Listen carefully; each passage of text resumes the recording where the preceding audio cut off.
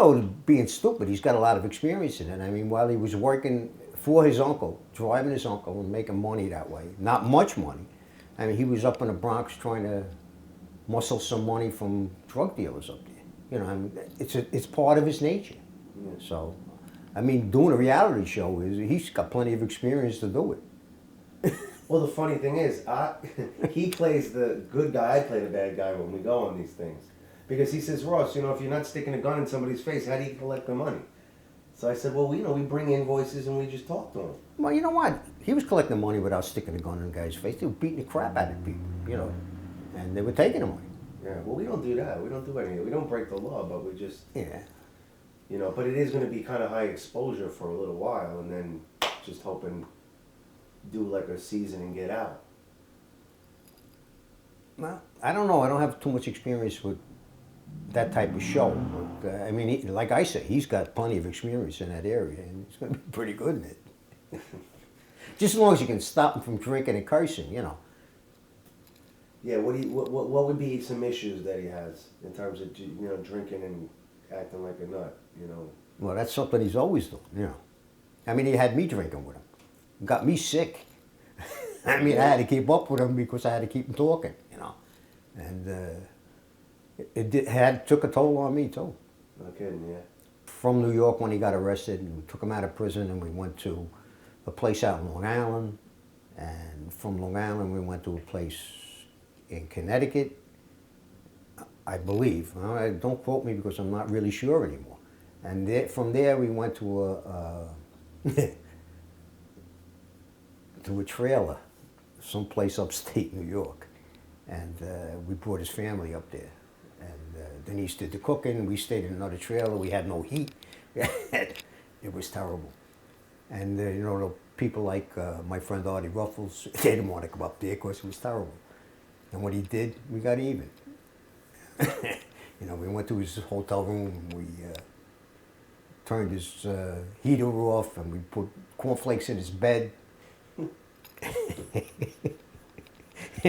And then we knocked on one night we knocked on the wrong door. We tried to get Artie out of bed, and we were knocking on some neighbor's door who didn't expect it, and they screamed. We're lucky we didn't get the cops to come there. That was up in Lake George someplace. Was it a dangerous situation? Was it? Well, we had a lot of stuff that we took up there with us, you know, rifles, shotguns, and we would get calls every once in a while. They know where you are. They're coming up there, you know. So I mean, myself, my partner from the detective division, Ronnie Cadeau, and two IRS agents. There was only the four of us up there. On weekends, and Kenny McCabe would come up, and Artie Ruffles, and even sometimes the U.S. Attorney came up. Who nowadays, though, would really be a threat to Dominick? Like, who could be a threat to Dominick? There are people, I mean, most of those defendants, and there were 25 of them, 2 different trials, who went away for committing like 100 murders. And there was like a block of 200 murders that we were trying to establish that they did, but there wasn't enough information. But the 100 that we did, we charged them with 25, and they all went away for 25 years to life. A couple of them escaped that.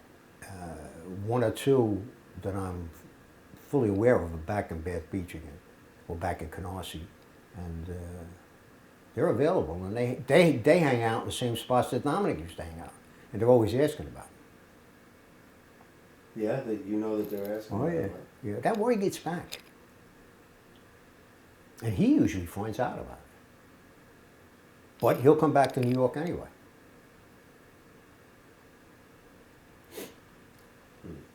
That's scary. Yeah, no, that was a good sound. That's a really good sound because there's that real danger. Yeah.